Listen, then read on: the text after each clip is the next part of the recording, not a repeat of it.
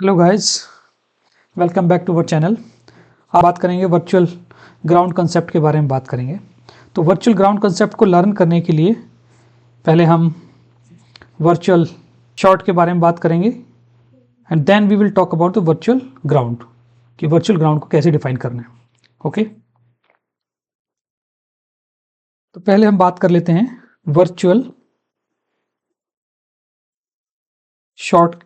एक टर्म होता है, उसको हम डिफाइन करेंगे ऑप एम्प्स में कि ऑप एम्प वर्चुअल शॉर्ट को कैसे डिफाइन किया जाता है।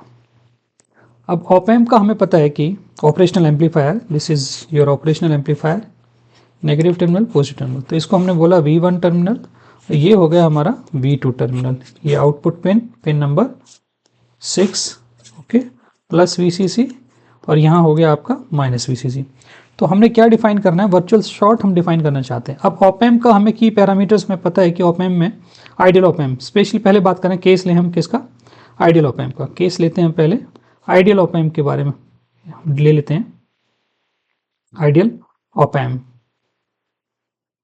ठीक है। तो आइडियल ऑप एम्प में हमें पता है आइडियल ऑप एम्प का इनपुट रेजिस्टेंस इनफाइनाइट होता है, गेन AV वो भी इनफाइनाइट होता है, आउटपुट रेजिस्टेंस वो क्या होता है, 0 होता है। तो ये 3 की पैरामीटर्स हैं ऑप एम्प के बारे में जो अभी तक हमने स्टडी कर लिया है, अभी हम इनको मेजर भी कर चुके हैं। तो इनकी हेल्प से ही हम ये डिसाइड कर पाएंगे कि ऑप एम्प में वर्चुअली शॉर्ट कैसे होता है। तो हमारे जो इनपुट टर्मिनल है, एक इन्वर्टिंग टर्मिनल है और एक है नॉन इन्वर्टिंग टर्मिनल, ठीक है। तो ये दोनों के दोनों टर्मिनल कैसे वर्चुअली शॉर्ट हैं या वर्चुअली कैसे कनेक्टेड हैं, ओके, उसको हमें डिफाइन करना है। तो हम उसको कैसे डिफाइन कर सकते हैं कि अब हमें पता है कि ये जो हमारा ऑप एम्प है, ये जो हमारा ऑप एम्प है, ऑप एम्प IC LM741, इसमें हमारे पास यहाँ पर एक इनपुट रेजिस्टेंस होता है जिसको हम बोलते हैं Rin, ओके। और आइडियली जो Rin की जो वैल्यू है वो इनफाइनाइट होती है, यहाँ पे हम आपको बता ही चुके हैं। आइडियल केस में ऑप एम्प में Rin की वैल्यू इनफाइनाइट होती है। तो Rin की वैल्यू जब इनफाइनाइट होगा तो यहाँ से इस वाले टर्मिनल नंबर V1 से कोई करंट I1 करंट मान लेते हैं, ठीक है, और टर्मिनल नंबर I2 से, यहाँ से भी कोई करंट I2 एंटर कर रहा होगा। तो अब जो इनपुट रेजिस्टेंस है Ri, जो इनपुट रेजिस्टेंस है इनफाइनाइट है, इतना ज़्यादा है कि जो इनपुट करंट I1 की जो वैल्यू होगी, I1 की वैल्यू कितना होगा, एग्जैक्टली इक्वल टू 0 के बराबर होगा। सेम यहाँ पे I2 इक्वल टू 0, क्योंकि यहाँ पे एक्चुअल में कोई करंट अंदर की तरफ फ्लो ही नहीं कर रहा होगा, क्योंकि in ideal case of op amp input resistance high होने की वजह से यहाँ पे नो फ्लो ऑफ करंट, यहाँ पे कोई करंट का फ्लो नहीं हो रहा होगा। तो हम कह सकते हैं कि यहाँ टर्मिनल नंबर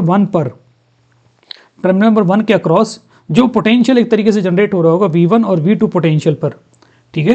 तो हम कह सकते हैं कि V1 और V2 एक्चुअल में कनेक्टेड नहीं है, बट दोनों के दोनों क्या है, वर्चुअली शॉर्ट है। मींस वर्चुअल शॉर्ट कहने का मतलब टर्मिनल नंबर 1 और टर्मिनल नंबर 2 दोनों पे एक तरीके से सेम पोटेंशियल में होंगे।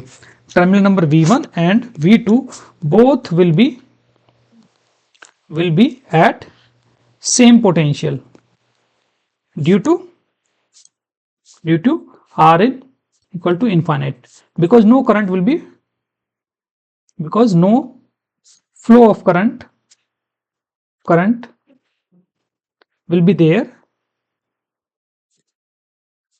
through terminal number 1 and 2, okay. I hope यहां तक सभी को बात समझ में आ गई होगी। तो हम कह सकते हैं कि V1 potential at V1 equal to V2।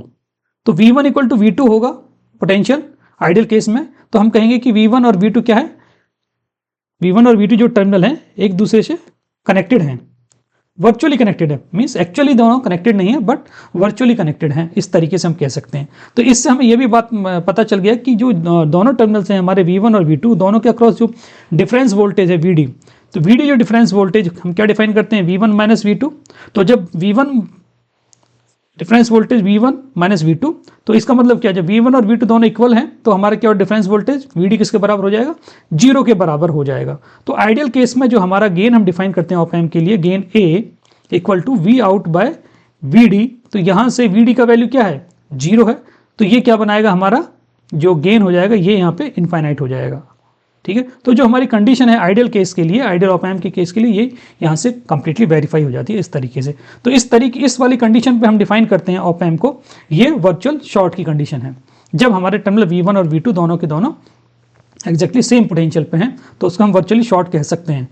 Virtually short कहने का मीनिंग वही हो गया कि दोनों एग्जैक्टली कनेक्टेड नहीं है, ओके, रियल में दोनों कनेक्टेड नहीं है, but they are at same due to same potential, दोनों के ऊपर सेम पोटेंशियल होने की वजह से हम उनको कहेंगे वो वर्चुअली शॉर्ट है। आइए नेक्स्ट एक और केस हम देख लेते हैं। यही एक ऑप एम्प का केस मान लेते हैं, नेगेटिव है, ये पॉजिटिव है, ये टर्मिनल हमारा V आउटपुट टर्मिनल है, पिन नंबर 6, ये इनपुट पॉजिटिव। अब मान लीजिए कि इन दोनों पिन में से हमने इस पिन को हमने ग्राउंड कर दिया यहाँ पर, और हमने इस पिन को हमारा V1, ये यहाँ पे V1 मान लिया, यहाँ प्लस VCC है और यहाँ हमारा माइनस VCC है, ओके। अब हमें पता है, तो हमने क्या एज्यूम किया था, ये एक और केस हमने एज्यूम कर लिया। इस केस में हमने क्या एज्यूम किया, यहाँ पे हमारा ये नेगेटिव टर्मिनल है और यहाँ पे इनपुट रेजिस्टेंस Ri होगा। तो हमें पता है कि Ri is equal to infinite होता है, और प्रैक्टिकल केसेस में Ri की वैल्यू क्या होगी, वेरी हाई होता है और मेगा ओम की रेंज में होता है। तो हमें पता है कि यहाँ V1 टर्मिनल से करंट अंदर की तरफ फ्लो कर रहा होगा I1, सेम इस वाले टर्मिनल से एक करंट अंदर की तरफ फ्लो करना चाहिए, ओके। बट ये हमने क्या एज्यूम कर लिया, टर्मिनल नंबर V2 क्या है, वो ग्राउंड पे है, ठीक है। तो अब हमें पता है कि I1 रेजिस्टेंस Rin की जो वैल्यू है, Ri की जो वैल्यू है इतना ज़्यादा है, इनफाइनाइट है, तो I1 की जो करंट की वैल्यू क्या होगी, एक्जैक्टली इक्वल टू 0 के बराबर रहेगा। तो V1 पर जो कोई पोटेंशियल जनरेट हो रहा होगा, V1 पर जो पोटेंशियल जनरेट हो रहा होगा वो एक्जैक्टली 0 के बराबर होगा। अब हमें पता है कि V1 पर जो पोटेंशियल होगा एक्जैक्टली, क्योंकि V2 ऑलरेडी ग्राउंड पर है, ठीक है, और हमें पता है कि ऑप एम्प का जो गेन होता है, ऑप एम्प का जो गेन है वो इनफाइनाइट होता है। तो V1 माइनस V2 का जो डिफरेंस है, V1 माइनस V2 का जो डिफरेंस है वो एक्जैक्टली क्या है, अप्रॉक्सीमेटली एक्जैक्टली इक्वल टू 0 को अप्रोच करना चाहिए।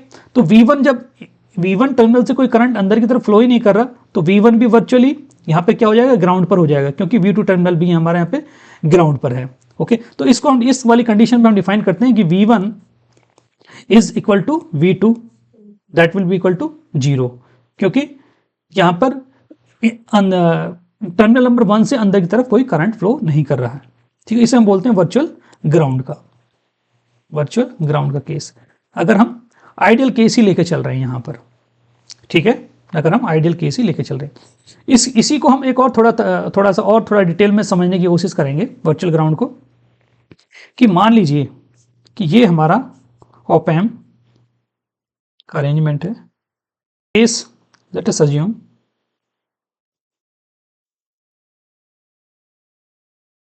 this is the case of practical op amp। practical op amp में हमें पता है gain AOL that will be very high 10 raised to power 5 से 10 raised to power 6, ओके, ये होगा गेन हमारा। और यहाँ पर टर्मिनल नंबर V1 है, टर्मिनल नंबर V2, तो यहाँ पे डिफरेंस वोल्टेज एक हमने दिया है VD दोनों पर। यहाँ हमारा एक रेजिस्टेंस RI है जो कि बहुत हाई है, ठीक है, यहाँ प्लस VCC है और यहाँ माइनस VCC है। अब हमें पता है ऑप एम्प में, प्रैक्टिकल ऑप एम्प में प्लस VCC और माइनस VCC, अगर ये LM741 है हमारा, LM741 है तो प्लस VCC 15 वोल्ट और माइनस VCC माइनस 15 वोल्ट की रेंज में रहेगा। तो V आउटपुट का मैक्सिमम जो पॉसिबल रेंज क्या है, मैक्सिमम जो V आउट किस पॉइंट तक जाके सैचुरेट हो जाएगा, V out as per the VTC characteristics हमें पता है कि V आउट जो है मैक्सिमम प्लस VCC और माइनस VCC पर जाके ये क्या है हमारा आउटपुट जो वोल्टेज है वो सैचुरेट हो जाएगा। तो एक्जैक्टली V आउटपुट का जो वैल्यू होना चाहिए वो प्लस माइनस VCC को अप्रोच करना चाहिए। बट प्रैक्टिकल सर्किट्स में प्लस माइनस VCC क्या हमने यहाँ अज्यूम किया, अगर इस सर्किट के अकॉर्डिंग तो 15 वोल्ट, तो 15 वोल्ट पर नहीं पहुंचेगा एक्जैक्टली, ये प्लस माइनस 13 वोल्ट तक नियर बाय पहुंच जाएगा। प्लस माइनस 13 वोल्ट के नियर बाय हमें V आउटपुट वैल्यू मिलेगा, यहाँ पर V आउटपुट का जो रेंज मिलेगा प्रैक्टिकल सर्किट्स में। तो हमें पता है कि V आउटपुट की जो वैल्यू की रेंज हमें प्लस माइनस 13 वोल्ट के रेंज में मिल रहा है। तो हम यहाँ से एक V इनपुट की जो हमारी वैल्यू है, V इनपुट जो हो जाएगा हमारे पास, V इनपुट क्या रहेगा हमारे पास यहाँ से, input equal to V output by AOL, okay. तो हम क्या लिखेंगे यहाँ पे 13 वोल्ट डिवाइडेड बाय AOL की वैल्यू कितना, 10⁶, ओके। सो यहाँ से क्या पता चल गया हमारे पास, जो V इन की जो वैल्यू आ रही है यहाँ पर 13 माइक्रो वोल्ट। तो V इन का एक सिग्नल का वैल्यू हमें मिल रहा है कितना, 13 माइक्रो वोल्ट का सिग्नल मिल रहा है, V इनपुट सिग्नल जो हमें मिल रहा है।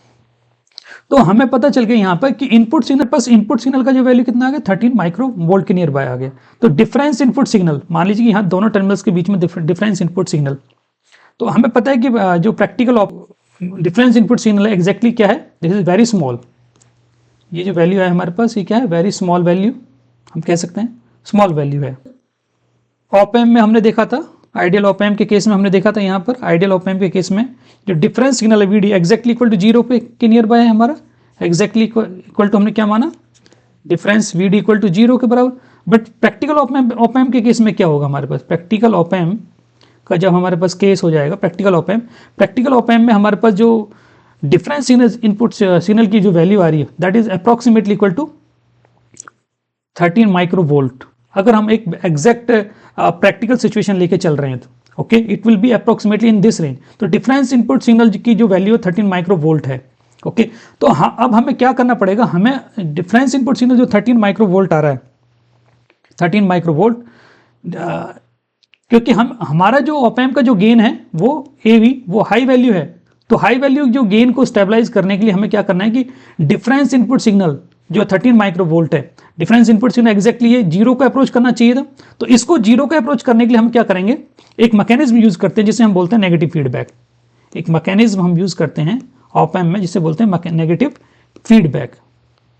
जैसे फीडबैक एम्पलीफायर्स में हम इस्तेमाल करते थे कि मीन्स मान लीजिए कि ये कोई हमारा इस तरह का अरेंजमेंट है, ये ओपन लूप कॉन्फ़िगरेशन है, गेन A है इसका, तो यहाँ से कोई इनपुट सिग्नल आ रहा है, इनपुट सिग्नल यहाँ से आ रहा है ओके, और यहाँ पर आपने यहाँ से कोई फीडबैक सिग्नल लिया यहाँ से, और ये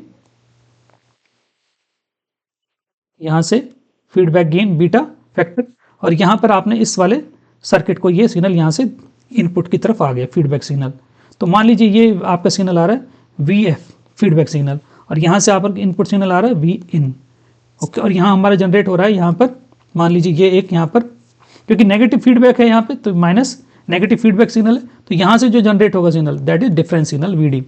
तो हमारे पास जो आउटपुट है यहाँ सर सैंपल सिग्नल हमने लिया, तो VD जो सिग्नल वैल्यू हो रही है जनरेट हो रहा है हमारे पास, VD इक्वल टू क्या जनरेट हो रहा है, Vin माइनस VF ओके।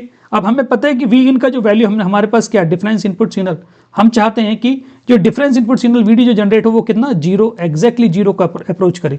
तो हम नेगेटिव फीडबैक मैकेनिज्म का यूज करते हैं just to minimize, just to make this signal this VD signal equal to 0, इस VD सिग्नल को 0 बनाने की। तो नेगेटिव फीडबैक से हम यहाँ की हेल्प से एक सिग्नल देंगे इसको कि यहाँ पर कि इनपुट सिग्नल जो फीडबैक सिग्नल आ रहा है, जो फीडबैक सिग्नल लिया है, feedback signal will follow completely to this input signal, and at one particular instant this difference of this input signal and this signal will become exactly equal to 0. So this signal will further be followed processed by our amplifier, the difference input signal. So when this difference input signal will exactly reaching to the 0 value in practical circuits, then at this situation our circuit will provide maximum gain, will provide the maximum gain। और हम कहेंगे exactly वो क्या हो गया हमारे पास, वो situation हो गया एक तरीके से वर्चुअल ग्राउंड वाली सिचुएशन की तरफ हम मूव कर गए। मीन्स अब हमारा जो डिफरेंस सिग्नल है, जब दोनों टर्मिनल V1 और V1 माइनस V2 का डिफरेंस 0 का अप्रोच कर गया, तो हम कहेंगे कि V1 इक्वल टू V2 है, और ये दोनों हमारे जो टर्मिनल हैं V1 और V2 जो टर्मिनल हैं दोनों वर्चुअली शॉर्ट का एक तरीके से हमारा केस ये कंप्लीट हो जाता है। यहाँ पे वर्चुअली शॉर्ट जो कनेक्शन है, वर्चुअली शॉर्ट जो कनेक्शन वो कंफर्म हो जाता है यहाँ से। और फिर हम कहेंगे कि हमारे जो इनपुट टर्मिनल्स हैं वो दोनों के दोनों, फिर अगर प्रैक्टिकल सर्किट का जो केस लें, मीन्स कि अगर हम ऑप एम्प के केस में देखें इस तरीके से कि यहाँ से हमने सिग्नल दिया, इनपुट सिग्नल, यहाँ से हमने एक फीडबैक रजिस्टर लगाया इस तरीके से, मीन्स ये हमारे पास V इनपुट सिग्नल है, ये R1 और ये R2 ओके। तो हमारे पास ये अगर टर्मिनल हमारा ग्राउंडेड है तो ये सिग्नल है यहाँ पर, तो ये वाला जो टर्मिनल हमारा, अब due to the concept of, क्योंकि यहाँ से हमने फीडबैक सिग्नल लिया just to make this potential at this terminal to be 0, means difference in this signal VD difference signal को 0 बनाने के लिए। So at by the concept of virtual short, this terminal will also be at a virtual ground condition. So terminal number V1 and V2 both will be at 0 potential. Okay, the same concept we will be using in many number of problems, many number of times when we will be solving different types of circuits of op-amp based applications. Okay, so guys I hope कि ये आपको समझ में आ गया होगा. अगर किसी को अभी भी कोई क्वेरी प्रॉब्लम रहती है तो please write comment to us. Okay, thank you so much for listening us. Thank you.